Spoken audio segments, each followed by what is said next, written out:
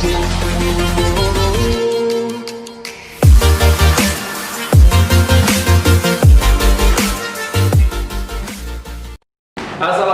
warahmatullahi wabarakatuh. Assalamualaikum warahmatullahi wabarakatuh. Kita jumpa lagi Mbak dengan saya Sapimo. Oke. Acara kita nih Mbak, tagline-nya adalah Cinta Karya Anak Negeri Persembahan Natulus Production. Hari ini saya dan teman-teman khusus mengundang Mbak Blue gitu ya. Itu apa namanya, brand komersilnya Mbak Blue. Oke. Yang kita tahu Mbak Blue konsen ke melukis ya. Konsen melukis kan saya juga. Saya suka melukis. Orang tua saya melukis. Jadi keluarga saya yang suka melukis. Tapi saya amati nih Mbak Blue. Beberapa lukisan itu saya lihat Mbak ambil spesifikasi tentang lukisan tentang yang menceritakan perjalanan-perjalanan. Nah, ada di Mekah, di Afrika, ini beberapa juga kayaknya di Malaysia ya. Kira-kira apa sih visinya? Kenapa ngambil ide gagasan untuk melukis? Aku memang suka cloning, klinong, jalan-jalan. Mbak, gimana Mbak? Ceritanya itu awalnya sih saya itu hobinya jalan-jalan dari dulu. Berarti jalan-jalannya dulu ya? Ya, seneng jalan-jalan dulu. Ya. Oke. Belum ada keinginan melukis, belum ada. Okay. Jalan-jalan dulu gitu. Tapi waktu zaman dulu, waktu belum ada HP atau Android atau yang sekarang lebih canggih itu, saya gimana cara mengabadikannya? Karena waktu dulu itu nggak ada orang kaya, kalau nggak ada orang kaya itu nggak punya foto apa tuh setel ya, kamera. Jadi dulu kan kamera masih manual banget. Saya pakai banget. roll gitu kan. Kalau salah masang sudah buyar KB kan. Nah, itu jadi maka dulu kan ada album kan. Iya. Gitu. Jadi ceritanya itu berawal dari situ gimana saya mengabadikan momen saya. Itu melihat pemandangan yang indah itu biar saya tidak lupa gitu. Untuk jadi memorinya itu ya. Ya akhirnya dulu saya sih masih nggak punya modal karena coret-coret saya bawa gambar aja sama pensil aja gitu. Nanti setelah saya gambar di rumah baru saya warnain, jadi warnain. Tapi dari sudah ketika beranjak dewasa atau gimana saya punya modal. Akhirnya saya pergi ke suatu tempat, terus saya tertarik, saya selalu bawa kanvas, bawa peralatan macam-macam, tapi akhirnya saya melukis. Tak lihat ini Mbak ya beberapa, ini kan yang di belakang Mbak ini tentang, ini Afrika Mbak ya? Benua Afrika ya? Asia dan Afrika. Ada Mekah juga betul. Mungkin memang ini Mbak mencoba menceritakan kan? Iya. Menceritakan perjalanan travelingnya di dalam kanvas itu. Ya Iya. selain ya ini sebenarnya idealismenya Mbak, atau memang ada tujuan komersilnya atau gimana Mbak? Ya, satu ada tujuan komersilnya sih. Wah, berarti dijual dong ini. Bisa dijual, bisa enggak. Karena gini, Okay. ada seseorang yang menyukai dituang dalam lukisan, kan beda. Perjalanannya itu. Kalau foto kan biasa, aplikasi banyak, pakai kartun, secara aplikasi banyak. Ada untuk zaman-zaman sekarang semuanya ada. Sampai saya mempelajari seperti itu sudah biasa, kan itu. Cuman kalau ini kan hanya orang tertentu yang bisa artinya menikmati ya. yang bisa memberikan karya seperti ini hasilnya kan. Itu semuanya nggak bisa dipakai aplikasi. Natural, natural. Memang natural. Selain hobi juga kita punya seni tersendiri di sini. Mbak, kalau boleh tahu sebenarnya apa sih, kalau tolong diceritain deh Mbak, mulai prosesnya itu, mulai imajinasi sampai terwujud lukisan itu apa saja yang Mbak lakukan itu? Pertama gini. Jelas kan turun dulu, berjalan dulu kan ya, saya ke lokasinya. Pertama saya kepengen, misalnya ke Kormal lah, ke Malaysia misalnya. Oke. Waktu itu memang saya pengen pergi ke Malaysia, misalnya ke minimal waktu itu saya nggak punya uang, hanya tujuannya ke tempat seperti Eropa. Oke, di situ ada suatu tempat namanya Walmart. Ini yang ini ya? Ya. Sorry tak potong. Terus saya tuangkan di situ. Ini. Setelah itu kemudian saya akan melukis yang saya alami di situ. Setelah itu saya tuangkan itu, terus kalau misalnya teman-teman yang lain, teman-teman sesama traveler nih, kolega, kok kamu melukis sih, pas buatkan aku dong. Nah, itu sudah poin sama saya. artinya kan ada unsur komersil di situ gitu loh. Iya, jadi di sini tujuannya sebetulnya saya nggak tujuannya untuk orang meminta sesuatu karya dari saya, enggak. Tapi kadang-kadang orang akan, oh, ini sesuatu yang lain gitu. Tertarik, saya kepengen dong memilikinya gitu. Karena memang saya lihat Mbak ya, nggak semua orang suka loh ya. Iya. Nggak semua orang punya passion atau kesukaan terhadap lukisan. Dan tapi saya yakin juga bahwa beberapa orang pun sangat mania, bahkan dia nggak lihat harga loh, gitu kan. Karena ini lain, karena apa? Dia ada khusus tersendiri lah, kepuasan batin tersendiri. Ketika meminta dan melihat pelukisnya sendiri langsung, belum tentu dia mendapatkan sesuatu itu hanya kalau kita dipajang pameran lukisan siapa pelukisnya nggak tahu. Kalau di sini, oh dia tahu, aku tahu itu dia. Di situ ya. Ya, dia bisa juga berimajinasi, kalau gitu saya bisa pengen ini ya. Walaupun kadang-kadang budgetnya kan melebihi dari takarannya kan. Nah itulah orang seni kan begitu. Ya, mau lebih dari takarannya dia bilang nggak apa-apa lah. Sesuatu ini kan nggak mungkin saya cari kembali di toko juga nggak ada. Ada kepuasan sendiri ya. Iya. Sama-sama tahu nih susahnya ya. Artinya kalau orang seniman pelukis itu jarang-jarang lah dia untuk nafkah gitu. Yang jelas kan enjoy-nya art itu yang dia kepuasannya di titik itu sebenarnya. Susah ya. Artinya kan semua kanvas, semua ini atau metode khusus atau ini abstrak atau aliran, Mbak pakai aliran atau mengambil? Kita nggak pakai aliran di sini ya. Saya nggak tahu aliran itu apa karena saya tidak melakukan akademisi seperti itu. Jadi nggak otodidak aja. Jadi berjalan, menyukai, menuangkan. Kalau yang suka silakan, kalau enggak ya saya koleksi sendiri. Tapi kebanyakan sold out. Itu ya Kebanyakan mungkin gitu karena kan sama-sama tahu nih susahnya ya. Artinya kalau orang seniman pelukis itu jarang-jarang lah dia untuk nafkah gitu.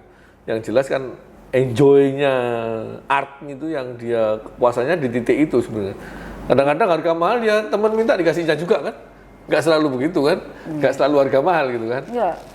Bisa custom kalau kita. Nanti bisa hubungi Mbak ya. Kemudian apa lagi Mbak yang bisa disampaikan di lukisan, pesan-pesan di lukisan itu selain lokasi tempat? Lihat ini Mbak sepatu juga dilukis itu. Oh ya media. Banyak media yang pengen ya kalau saya mau ada ide ya media mana aja ya saya lukis.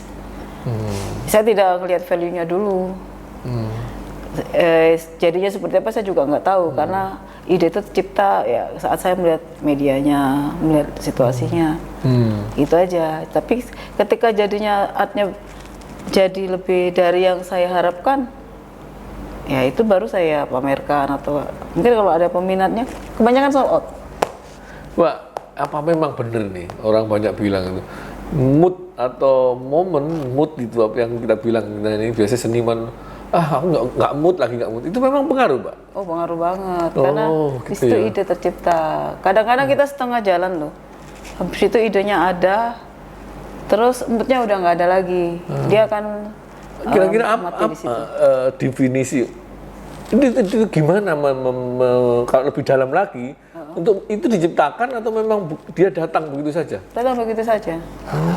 Itu kalau versi saya, tapi kalau yang misalnya secara akademik itu dia akan sesuai dengan ritmenya, time-nya ini yang dibuat, time-nya ini yang dibuat gitu. Tapi kalau seseorang beda-beda kan, dia punya mood, passionnya ada, langsung dikejar pada saat itu harus selesai. Dia kan mengalir gitu kan, lebih mudah kan, karena adrenalinnya kalau muncul di situ. Itu selesainya nggak lama, hanya sebentar, 1 jam, gitu. Sudah nggak bisa dihitung lama 1 hari, 2 hari, 3 hari. Enggak. Itu kira-kira Mbak, kira-kira nih, ya 1 bulan tuh berapa yang bisa diselesaikan kira-kira? Tergantung mood itu. Tergantung ya. Kalau saya banyak traveling, moodnya saya ada. Wah, berarti dominan di perjalanan ya, memang. Iya, karena judulnya kan saya hijaber, traveler itu saya menciptakan sesuatu. Bentuk di situ. Iya, itu konsep saya. Tapi kalau di rumah saya nggak punya pemandangan gimana? nggak tercipta ide itu. Nah, seperti sekarang ini ya, seperti COVID-19 ini, Kita nggak bisa traveling ke. Apa yang bisa lakukan, Mbak? Ya sekarang saya traveler saya nggak dari cafe to cafe, akhirnya menggambarnya hanya dining room, cafe room gitu aja. Ini kan kayak bunga-bunga. Bunga mungkin saya ciptakan pada saat saya bikin dining roomnya, nanti ada depannya bunga, mungkin itu imajinasi saya. Jadi tempat gitu ya. Iya. Ini luar biasa ya lihat. Nah, berapa ini juga kan punyanya Mbak Blue ya. Mekah ini inspirasinya. Iya. Kalau ini apa, Mbak? Ini yang di mana nih? Sama? Di Belanda. Oh, ini di Belanda ya. Itu belum finish itu, karena ide saya juga waktu itu langsung mandek. Enggak, artinya kan ini kan bayangin dulu kan. Enggak, atau nggak bayangin. Pada saat di suatu tempat itu, nah di situ sudah ada di pikirannya. Ini kalau nggak orang seni kan nggak bisa bayangin. Nah, kalau ini kan natural banget. Goresan. Ya mungkin kalau dideketin memang hancur. Tapi kalau dari jarak jauh ya oke. Tapi ya inilah yang namanya seni itu gitu. Cuma kalau dideketin ya nggak karu-karuan. Nggak tahu lah apa namanya. Kan punya penikmat sendiri. Oh iya. Penikmat sendiri yang kita nggak bisa jangkau sebenarnya. Gitu. Makanya kalau saya dibilang buka kursus nggak bisa, karena itu metodenya nggak bisa dibuat secara urut-urutan gitu. Itu mengalir saja begitu. Iya. Atau memang gen? Ada keturunannya nggak? Nggak ada. Dari keluarga-keluarga Mbak yang senang melukis? Nggak ada. Semua nggak ada. Semua hanya pada saya semua. Intinya artinya Mbak ini pingin mengaplikasikan hobi jalan-jalannya ke kanvas. Bisa ke kanvas, bisa ke tempat lain juga, bukan ini aja. Kalau nggak pakai kanvas apa, Mbak? Ya media tadi, kan ada kan medianya ya. Misalnya porselin. Oh, porselin. Bisa ya? Ya bisa, porselin. Tapi kalau kita kan, ini kan printing, kalau printing kan dia halus. Tapi kalau handmade dari itu kan dia akan keluar itunya. Gitu ya? Dia ada prosesnya tersendiri. Nah sekarang ini agak meluas nih.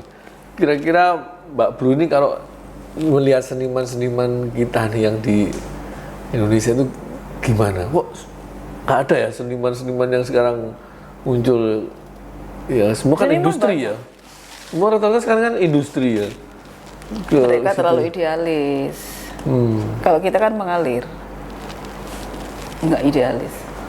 Nggak idealis itu dalam artian hasil karyanya atau? Ya hasil karyanya nggak begitu, bahwa saya dedikasinya hanya untuk ini, nggak. Jadi saya sebenarnya hobi. Habis itu dikembangkan, gimana konsumen suka. Terus nanti idenya seperti apa ya? Kalau mereka kan enggak, mereka melalui pameran atau seperti yang lain, karena mereka idealis banget, bahannya di itu ya. Mereka kan memang tujuannya masih. Kalau saya kan enggak, tujuannya kan hobi. Tadi itu traveling, apa ininya aja itu. Terus tidak menghitung value-nya tadi. Itu rasanya gimana, Mbak, setelah melukis tuh? Kepuasannya sampai di. Artinya kan jikalau gitu anak-anak muda kita di Indonesia ini punya hobi melukis, jalankan aja ya. Jangan pernah berhenti ya. Silakan melukis sesuka-sukanya gitu. Atau memang udah jangan, itu kan hadiah itu. Karena mereka juga berpikir, buat apa saya numpuk lukisan gitu ya. Mau pameran kurang, mau ini juga enggak ini. Itu karena dia berpacu dengan value tadi. Kalau saya kan enggak. Kita enjoy aja, Mbak, melukis itu. Jadi kalau enjoy ya santai-santai aja. Punya uang dan nggak punya uang ya numpuk kanvas. Ada mood kita melukis, udah selesai. Melukis itu ya. Oke, Mbak, yang terakhir nih, Mbak Blue, apa nasihatnya untuk teman-teman yang punya hobi melukis? Jangan melukis aja. Melukis di atas kanvas, jangan melukis sesuatu hanya di angan-angan. Wah, ini yang perlu dicatat nih. Jadi tetap produktif, tetap melukis karena kita itu cinta dengan karya anak Indonesia. Iya. Terima kasih Mbak Blue atas kehadirannya. Jumpa lagi nanti di Cinta Karya Anak Bangsa. Terima kasih. Thank you. Assalamualaikum. Waalaikumsalam warahmatullahi wabarakatuh.